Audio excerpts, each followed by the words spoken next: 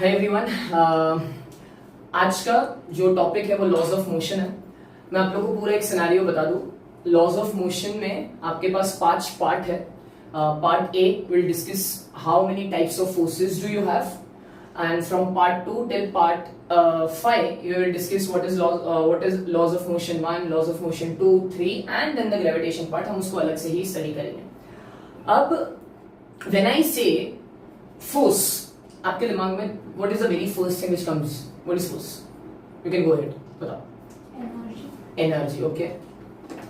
What else? What is force? Push and pull. Push and pull, मेरे को लगा ही था ये आने वाला है, ठीक है। ये अपन जब एकदम छोटे से थे ना, तब से ये पढ़ाया गया है कि फोर्स क्या है, push and pull. But honestly तब की तुम्हारी मैच्योरिटी के हिसाब से वो डेफिनेशन सही था कि किसी को पुश किया, किसी को पुल किया, डेफिनेटली क्या हुआ, वो फोर्स लगा। हाँ है ना, अभी तुम्हारे सामने हुआ ये चीज, ठीक। तो लाइक ठीक है।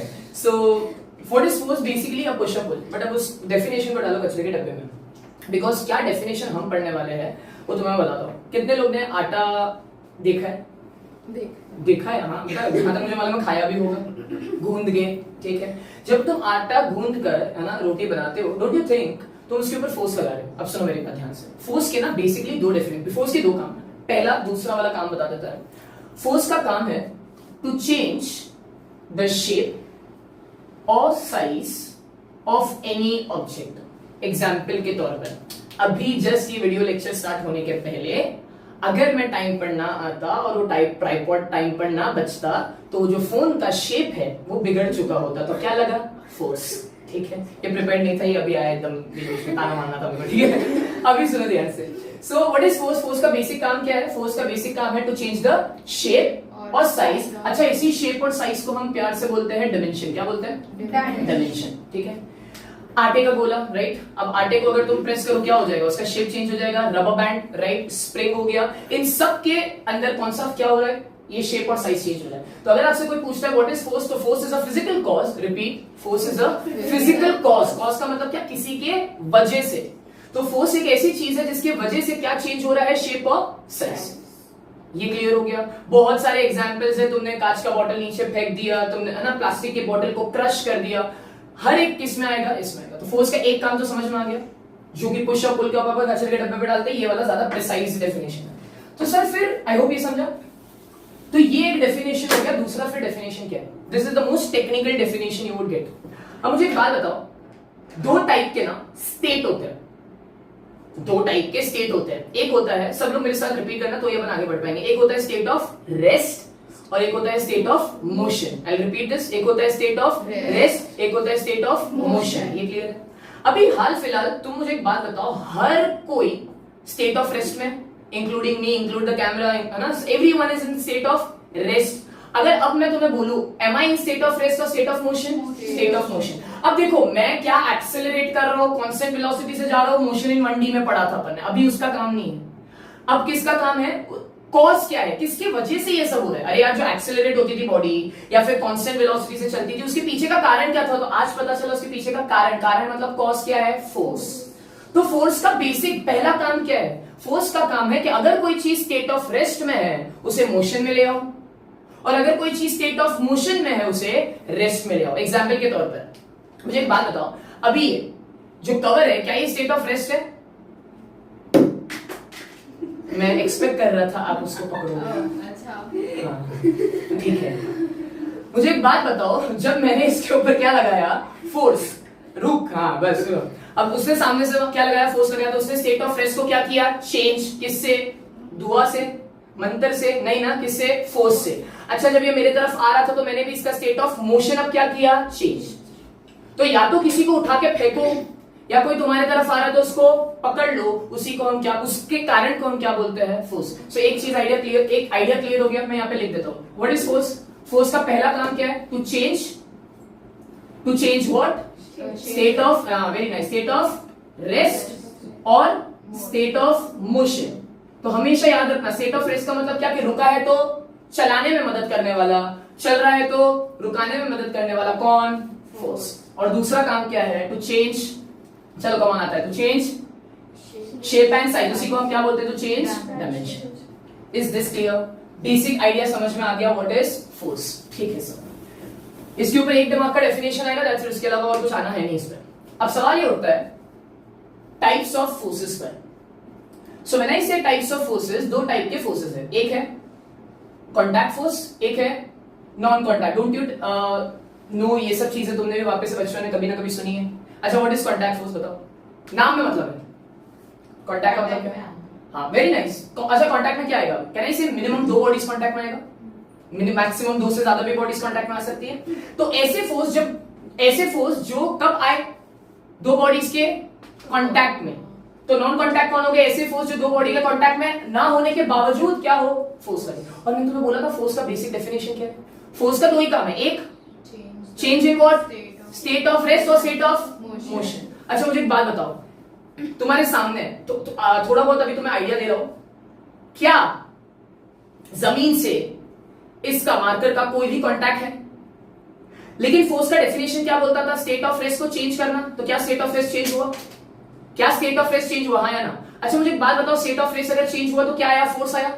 अब फोर्स कांटेक्ट है या नॉन कांटेक्ट था, नॉन कांटेक्ट। क्यों नॉन कांटेक्ट, बिकॉज कोई कांटेक्ट में नहीं था ना। तो क्या मैं बोल सकता हूँ gravitation force is a non contact force. ये मैं खाली एक एग्जांपल दिया, आगे जाके अपन और पढ़ेंगे, ये क्लियर है, ठीक है। अब सर कांटेक्ट फोर्सेस में कितने टाइप के कांटेक्ट फोर्सेस है, ट्रस्ट में तुम्हें सब मालूम है, ये सब चीजें तुमने सुनी है। सबसे पहला फोर्स, पक्का यहां तक समझा, सबसे पहले कांटेक्ट फोर्स को हम बोलते हैं फ्रिक्शनल फोर्स। बताओ सबको मालूम है व्हाट इज फ्रिक्शन फोर्स, कब लगता है फ्रिक्शन, बताओ। कम ऑन, मैं आप लोग से ही एक्सपेक्ट कर रहा हूं, मैं इसके बाद अब नहीं बोलूंगा। बताओ व्हाट इज फ्रिक्शन फोर्स। रगड़ना, घिसना, रब करना, ओके। और व्हाट एल्स, तो और प्रिसाइज आंसर चाह रहा था मैं। अच्छा फाफड़ा खाया सबने, फाफड़ा कभी ना कभी सुना है, ठीक है। फाफड़ा बनाते देखा है, मैं समझ सकता हूँ तेरा कंडीशन, रुक जा रुक जा, अभी बता दो। फाफड़ा बनाना देखा है, कैसे बनता है फाफड़ा बनाना, ठीक है। रुको रुको रुको, हाँ सुनो, जितने लोग जिनको आता है फाफड़ा बनाना, रखो अपने अपने हाथ बेंच पे। अरे बेंच पे रख, वो ऐसे रख रही है, ठीक है बच्चा, बेंच पे रख हाथ, आप भी बेंच पे रखो हाथ, रखो रखो रखो रखो। जब मैं बोलूंगा एक साथ फाफड़ा बनाएंगे, 1 2, आराम से बनाना बेटा, वो फाफड़े में वो उसका लफड़ा नहीं होना चाहिए, ठीक है। चलो 1 2, उसको नहीं रगड़ देना उससे यार, अरे रुकना यार, मेरे को मालूम फिक्र है उसका, ठीक है। 1 2 3 रो। मुझे एक बात बताओ, क्या यहाँ पे कुछ फोर्स महसूस हुआ हाथ पे, हाँ या ना? मुझे सिंपल सी चीज है, जिस भी डायरेक्शन में तुम्हारा ऑब्जेक्ट मूव कर रहा होगा, रिपीट, जिस भी डायरेक्शन में तुम्हारा ऑब्जेक्ट क्या कर रहा होगा, मूव कर रहा होगा, उसके अपोजिट डायरेक्शन में हमेशा एक फोर्स लगेगा। उसी फोर्स को हम क्या बोलते हैं, फ्रिक्शन फोर्स। ज्यादा कॉम्प्लिकेट यहाँ पे करने की जरूरत ही नहीं है। अभी जब तुमने फाफड़ा बनाया तो फाफड़ा बनाते वक्त तुम्हारा जो हाथ है वो कहाँ गया, आगे गया, तो क्या लगता है फ्रिक्शन का लगा होगा, पीछे। अब मुझे एक बात बताओ, मेरे ऊपर बताओ फ्रिक्शन फोर्स जमीन पे, और क्या ये कांटेक्ट है, देखो मेरे पैर से जमीन कांटेक्ट में है, तो अब मैं जा कहाँ रहा हूं, आगे, तो फ्रिक्शन फोर्स लगेगा कहाँ, पीछे। फ्रिक्शन फोर्स का सिर्फ एक ही काम है, जहां तुम जा रहे हो उसके अपोजिट लगे, ये क्लियर है। अच्छा कितना लगता है, उतना जितना तुम लगा पाओ। एग्जाम्पल के तौर पर अब हल्का फाफड़ा बनाएंगे, फिर तगड़ा वाला बनाएंगे, हल्के साथ रखो, एकदम हल्का रखना, हल्का। अरे घिसो, नोटिस करो हल्का फ्रिक्शन लगा, जितना ज्यादा तुम लगाओगे उतना ज्यादा फ्रिक्शन भी लगेगा, हाँ। इसीलिए नोटिस करा करो, चेयर को पुल करने में आसानी होती है, अलमारी को पुल करने में जान निकल जाती है। व्हाई, बिकॉज वहां पर फ्रिक्शन फोर्स ज्यादा है। इज दिस क्लियर, ठीक है। सो कुछ ना समझे, एक चीज समझ में आनी चाहिए, what is friction force. Friction force is a force which is applied in the opposite direction of what, motion, movement, बराबर। और ये क्यों है, क्योंकि ये सरफेस से कांटेक्ट में है। आई होप यहां तक क्लियर हुआ। नेक्स्ट फोर्स को हम बोलते हैं, अच्छा मैं यहाँ पे डायग्राम में बनाते जाऊंगा बेटा, इतना सिंपल है ये चीज। ये देखो, ये डायरेक्शन है मोशन का, तो ये डायरेक्शन क्या होगा, फ्रिक्शन का, ठीक है। अब होता है रिएक्शन फोर्स। क्या होता है रिएक्शन फोर्स, एग्जाम्पल देते चलो समझ।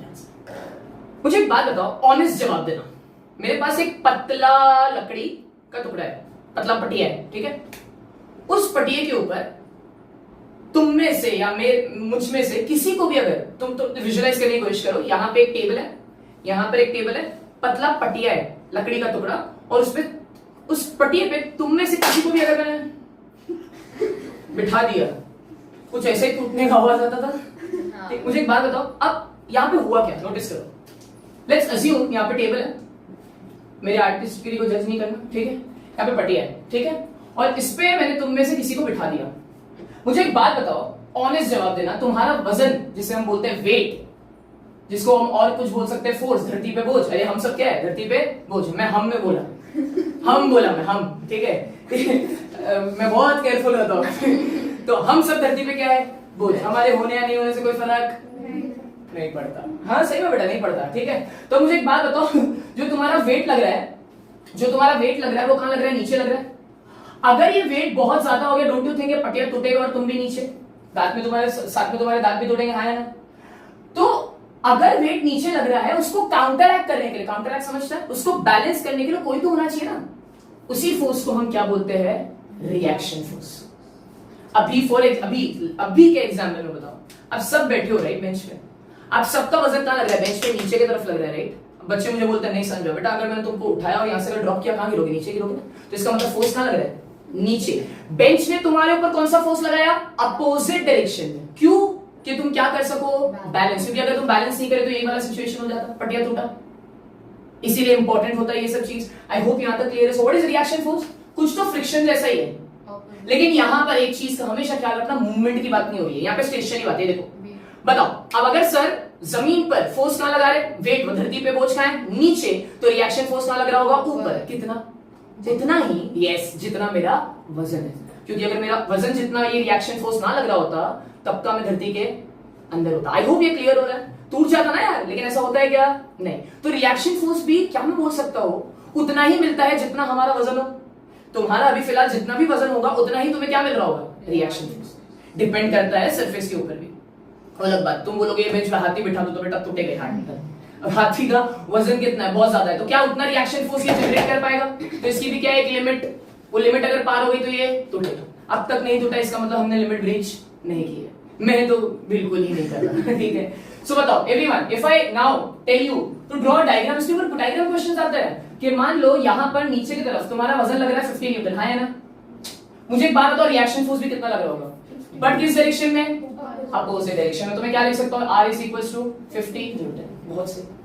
अब तक तुमने दोनों फोर्स में एक कॉमन थीम देखा, अपोजिट लग रहा है, इक्वल लग रहा है, और साथ ही साथ कांटेक्ट में, क्योंकि कांटेक्ट फोर्सेस कर रहे हैं। अब तीसरा भी थीम ऐसा ही है। आई होप यहां तक क्लियर हो सबको, ये समझे, ओके। अब फ्रिक्शन फोर्स हो गया, रिएक्शन फोर्स हो गया, अब आते हैं टेंशन फोर्स। अब बताओ ये कौन देता है, कोई बोलना नहीं यूसुफ सर, प्लीज प्लीज, ठीक है। मैं खुद पे ले लेता हूँ सब चीज फटाफट कि तुम लोग के पास रूम नहीं रहा। टेंशन फोर्स कौन देता है, नहीं। अब सुन ध्यान से, अभी हमें रिएक्शन फोर्स समझा था, क्या था रिएक्शन फोर्स का बेसिक थीम क्या था, कि जिस डायरेक्शन में, बोलो, वेट लग रहा है, ये वर्ड इंपॉर्टेंट, जिस डायरेक्शन में, किसका वेट, तुम्हारा, ऑब्जेक्ट का, मेरा, उसके अपोजिट डायरेक्शन में क्या लगेगा, रिएक्शन फोर्स। अब टेंशन फोर्स क्या है, सेम रिएक्शन फोर्स जैसा।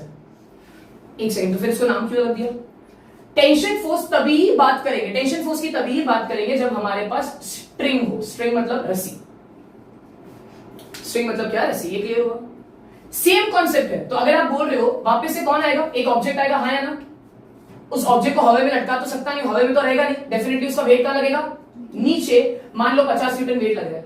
अब अगर मैंने इस ऑब्जेक्ट को टांग दिया किससे, स्ट्रिंग से, तो उस स्ट्रिंग में जो फोर्स आएगा, कितने बता सकते हैं स्ट्रिंग में फोर्स कहां आएगा, ऊपर की तरफ या नीचे की तरफ, करेक्ट, ऊपर की तरफ। बोल तो रहा हूं सेम है। अगर ऊपर की तरफ आ रहा है, उसी फोर्स को हम क्या बोलेंगे, टीटी, मतलब क्या, टेंशन फोर्स। अब मत बोलना कितना होगा, टेंशन फोर्स भी उतना ही होगा, यस, जितना ऑब्जेक्ट का है। अब तुम कॉमन सेंस लगाओ, क्या टेंशन फोर्स की भी एक एक्सट्रीम लिमिट होगी।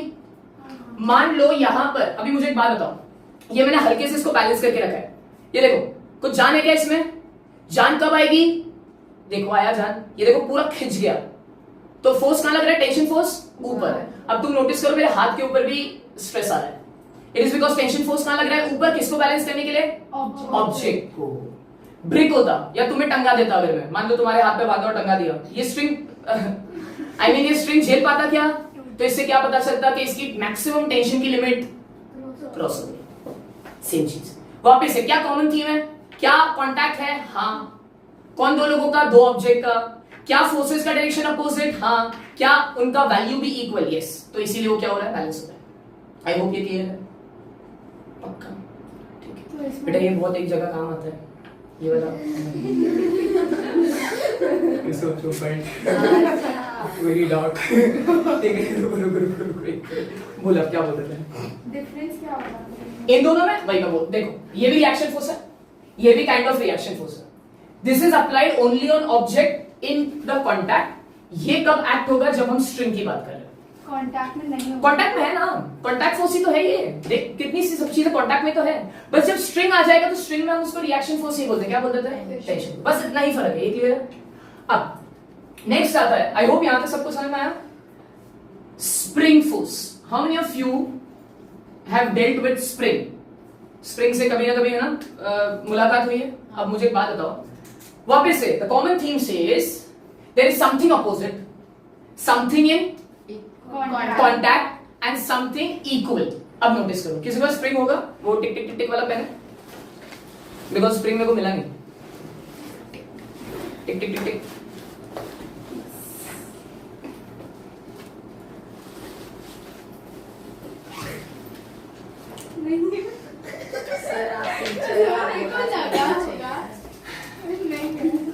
नहीं, तुम लोग के पास वो पेन. ठीक है, ये बेटा तो ये समझ में आ गया. मैं बना देता हूं बेटा, मैं बहुत अच्छा आर्टिस्ट है. हमारे से एक्सपेक्टेशंस. हाँ बेटा वो हो जाता है इंसान है ना, रख लेता हूँ थोड़ा थोड़ा. अब सुनो ध्यान से, मत खोलो यार मेरा मूड सुबह सुबह. और सुबह सुबह एकदम फ्रेश थॉट्स रखे मेरे, और क्लैरिटी से बोल दूंगा कुछ. अब सुनो, ये क्या बना है? स्प्रिंग. अबे अच्छा बना है. ठीक है, अब सुनो ध्यान से. स्प्रिंग का एक एंड क्या है? जुड़ा हुआ. जैसे अभी वो बॉटल्स में एक पार्ट रिजिड सपोर्ट, इसको रिजिड सपोर्ट बोलते हैं, जहां पे वो फिक्स होता है ना उसको. ठीक है, अब मुझे एक बात बताओ, स्प्रिंग को मैं दो ही तरीकों से ऑपरेट कर सकता हूं. या तो मैं स्प्रिंग को कंप्रेस कर दूं, ये वर्ड याद रखना, या तो मैं स्प्रिंग को एलोंगेट करूं. I will use this word again and again. Either I will compress the spring, emotion समझो, स्पेलिंग जाने दो, या फिर मैं स्प्रिंग को क्या कर सकता हूं? एलोंगेशन. एलोंगेट हो सकता है. ये क्लियर हुआ? मुझे एक बात बताओ, क्या तुमने नोटिस किया स्प्रिंग ढीठ है? अब तुम बोलोगे ढीठ क्या होता है? अपने आप को आईने में देखो. अरे यार वो मेरे तो था, मन में था इसीलिए. ठीक है, अब नोटिस करो, मैंने स्प्रिंग को कंप्रेस किया, स्प्रिंग वापस से कहां आएगा? उसके ओरिजिनल पोजीशन पे आएगा. इसका मतलब क्या कि अगर मैं स्प्रिंग के ऊपर फोर्स यहां लगाऊंगा, ये किसका फोर्स है? मैंने जो फोर्स लगाया या हमारा जो फोर्स स्प्रिंग के ऊपर लगा, मान लो मैंने स्प्रिंग को यहां तक कंप्रेस कर दिया, बराबर. स्प्रिंग क्या मैं बोल सकता हूं वापस से उसकी ओरिजिनल पोजीशन पे आना चाहेगा, तो वो एक क्या लगाएगा? Opposite, again same thing, opposite direction में एक फोर्स लगाएगा जो कि उतना ही होगा जितना तुमने लगाया है, एंड उस फोर्स को हम बोलते हैं रीस्टोरिंग फोर्स. वो वाला वर्ड भी इंपॉर्टेंट है. क्या बोलते हैं उसे? रीस्टोरिंग फोर्स या फिर स्प्रिंग फोर्स. ये क्लियर हुआ? ये क्लियर हुआ? ठीक है, तो जितना कंप्रेस किया उतना ही उससे वापस से फोर्स लगाया, सो दैट वापस अपने कहां जाए? Original position. अच्छा मुझे एक बात बताओ, if now I elongate the spring, then यहां पे फोर्स लगाया मैंने, अब रीस्टोरिंग फोर्स कहां लगेगा? अपोजिट डायरेक्शन में, सो दैट वो वापस से कहां जाए? अपने ओरिजिनल पोजीशन पे. ओरिजिनल पोजीशन ना बोल के टेक्स्ट में मेन पोजीशन बोलेगा. हमने साउंड चैप्टर में भी ये चीज पढ़ी थी. Is this clear? तो अब तक हमने जितने भी फोर्सेस पढ़े उन सब फोर्सेस में यही एक कॉमन थीम था. I hope this is clear to everyone. ठीक है, क्वेश्चंस भी कैसे आ सकते हैं हमने यहां पे स्टडी कर ली. अब एक लास्ट चीज है, जो फोर्स को हम बोलते हैं कोलिजन फोर्स. ट्रस्ट मी, ये वाला फोर्स मैं जानबूझ के नहीं बता रहा हूं ये पार्ट में, बिकॉज वो कोलिजन फोर्स हम बहुत अच्छे से Newton's third law of motion में पढ़ने वाले हैं. सो इट इज बेटर मैं वहीं पे डिस्कस करूं, वहीं पे उसकी टेक्निकलिटीज बता दूंगा. कोलिजन फोर्स का मतलब क्या कि हम में से कोई दोनों या कोई भी दो ऑब्जेक्ट्स टकराएंगे, जब कार एंड साइकिल का अगर है ना कोलिजन हो गया, मेरा दीवार से कोलिजन हो गया, मेरा बोर्ड से कोलिजन हो गया, मन में हाँ हाँ बोल रहे हो, ठीक है, जिससे भी कोलिजन हो रहा है, उस फोर्सेस को हम स्टडी करेंगे. ये क्लियर है? आई होप सबको यहां तक समझ आया. ठीक है, अब जितना भी नेक्स्ट पार्ट में अपन कंटिन्यू करते हैं. Thank you so much. Okay, now we are going to start with non contact forces. The name itself suggest क्या हम पढ़ने वाले हैं. कोई भी बॉडी कॉन्टैक्ट में, दो बॉडीज कॉन्टैक्ट में नहीं होगी. तो नॉन कॉन्टैक्ट फोर्सेस में क्या क्या फोर्सेस है? तो पहला, don't worry about these forces, ये हम रिस्पेक्टिव चैप्टर्स में और डिटेल में पढ़ेंगे. अभी आप लोगों को बेसिक बातें पता होनी चाहिए. नॉन कॉन्टैक्ट फोर्स जैसे सबसे पहला फोर्स है ग्रेविटेशनल फोर्स, इसी चैप्टर का लास्ट पार्ट है, वहां पे डिटेल में पढ़ेंगे, ठीक। बाई चांस किसी को समझना हो what is gravitational force, I request any one of you please come on the first floor, I will push you, you will understand what gravitational force is. तो जो अर्थ हम पे फोर्स लगाता है, किसके तरफ, नीचे की तरफ, ऊपर की तरफ, नीचे की तरफ, फिर वो अलग बात है ऊपर वाला ऊपर की तरफ बुलाता है, ठीक है। सो जो अर्थ हम पे फोर्स लगाएगा था नीचे की तरफ, उसी को हम क्या बोलते हैं, ग्रेविटेशनल फोर्स। ये बेसिक डेफिनेशन है। इंटरेस्टिंगली आगे जाके मैं ही ये डेफिनेशन को कॉन्ट्रडिक्ट करने वाला हूं as a teacher, because actually gravitational force कुछ और ही है। एक्चुअल डेफिनेशन अगर बताओ तो gravitational force is a force, repeat, gravitational force is a force between two bodies Between two bodies having some mass. having some mass. Some mass में कौन आया, आप आए, पेंसिल आया, पेंसिल का निप है ना, वो लिड आया, even the smallest hair, even the smallest particle, dust particle. अगर कोई चीज नेचर में एग्जिस्ट कर रही है मतलब उसके पास क्या होगा, मास। और अगर दो ऑब्जेक्ट्स के पास क्या है, मास, तो वो दोनों एक दूसरे को क्या करेंगे, अट्रैक्ट, उसी को हम क्या बोलते हैं, ग्रेविटेशनल फोर्स। तो तुम्हारा बहुत ऑब्वियस दिमाग में आना चाहिए डाउट कि सर कतई बेवकूफ बनाते सब मिलके, क्योंकि अगर ऐसा होता कि दो ऑब्जेक्ट्स, चलो धूल छोड़ो, बाल तो छोड़ो, हम इंसान जिनके पास अच्छा खासा मास है, अगर एक्चुअली ये डेफिनेशन सही होता, क्या क्या बोला, अच्छा इसका डेफिनेशन क्या बोला कि भाई अगर कौन से दो ऑब्जेक्ट, कोई भी दो ऑब्जेक्ट जिनके पास क्या हो, मास, लेट्स कंसीडर अस ना यार, आप में से कोई भी दो लोग, तो उनके बीच में क्या लगना चाहिए, ग्रेविटेशनल फोर्स। और ये जो ग्रेविटेशनल फोर्स है ये अट्रैक्टिव नेचर का होता है। अट्रैक्टिव नेचर का मतलब क्या, पास आना। तो सर ऐसा तो मजा ही आ जाता, ठीक है। सुनो मेरी बात, पूरा सुनो यार, तुम लोग कितना डेंजरस हो जाता ना।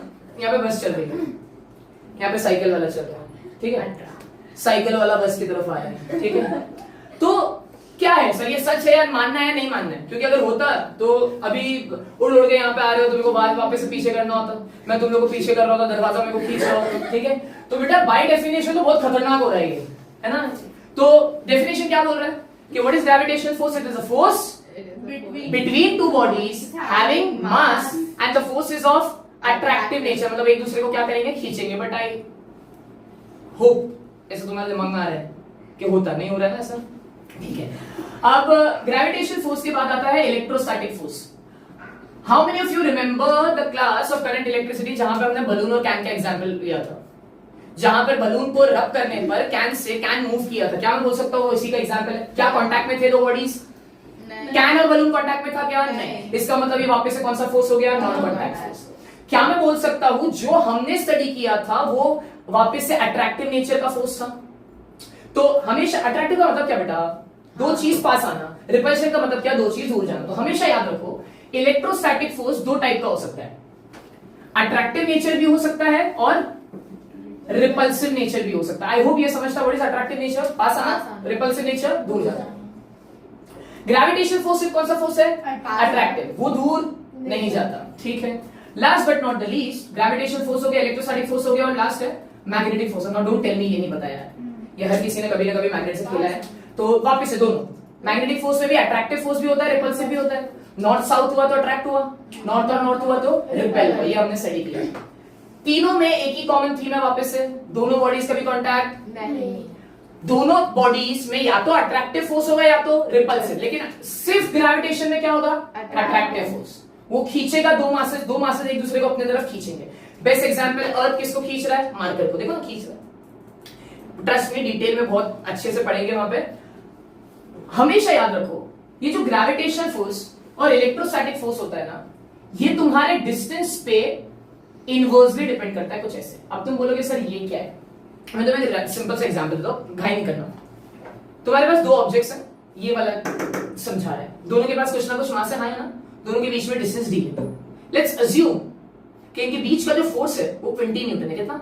20। मतलब 20 न्यूटन से दोनों एक दूसरे को क्या कर रहे हैं? खींच रहे हैं। सर बेवकूफ बना रहे हो, कहां खींच रहे हैं? ये तो वहीं पे, बाद में अच्छे से पढ़ेंगे। अब मान लो मैंने इसके डिस्टेंस को डबल कर दिया। डिस्टेंस को क्या किया? डबल। क्या बोल रहा है ये कि अगर तुमने डिस्टेंस डबल किया तो फोर्स डिस्टेंस पे कैसे डिपेंड कर रहा है? डायरेक्टली या इनडायरेक्टली? एक बात तो तय है, कॉमन सेंस बोलता है सर अगर दूर किया तो फोर्स पक्का कितना कम होगा? 2 टाइम्स कम होगा या 4 टाइम्स कम होगा? हिंट है देखो यहाँ पे, 2 टाइम्स 4 टाइम्स। क्यों 4 टाइम्स? सोचो, स्क्वायर है, वही तो मैं बता रहा हूँ, सुनो ध्यान से। पहले फोर्स कितना लग रहा था? 20 न्यूटन का लग रहा था। कितना डिस्टेंस था? डी। तुम्हें ज्यादा दिमाग अभी फोड़ने की जरूरत नहीं है, तो खाली क्या याद रखो कि अगर डिस्टेंस को मैंने क्या कर दिया, डबल, 2 है ना, तो फोर्स 2 गुना कम नहीं होगा, फोर्स 4 गुना कम होगा। क्यों 4 गुना कम होगा? बिकॉज 2 का स्क्वायर क्या होता है, 4। एक एग्जांपल मैं तुम्हें देता हूं, मान लो फोर्स है 27 न्यूटन दो ऑब्जेक्ट्स के बीच में, मैंने उस डिस्टेंस को 3 गुना बढ़ा दिया। एक बात तो पक्का है, 3 गुना अगर डिस्टेंस बढ़ाया तो मतलब वापस से फोर्स क्या होगा, कम। क्या 3 गुना कम होगा या 9 गुना कम होगा? क्यों 9 गुना? क्योंकि 3 3 9, 6 नहीं। हाँ नहीं, मैं बोले नहीं, मैं तो जनरल बोला, ठीक है, ये क्लियर है, पक्का समझा? So if anyone is asking you the distance between the two object is 2d, what will be the force? The force will be F/4। किसी को डाउट क्यों F/4 आया? बिकॉज d का स्क्वायर क्या होता है, 2d का स्क्वायर होगा 4d स्क्वायर, और नीचे क्या आ जाएगा बेटा, 4। आई होप यहां तक क्लियर है। This is all about your first part of the chapter where we discuss what is contact forces, what is non contact forces, what is the common theme in all the forces. हमेशा वापस एक class बार repeat करो, gravitational force is of repulsive nature, true और false? सबसे वापस मुझे answer सुनना है। Gravitational force is of repulsive nature, true और false? False. It is only of attractive nature, but electrostatic force and magnetic force are Both. both attractive as well as repulsive. I hope सबको समझा। Thank you.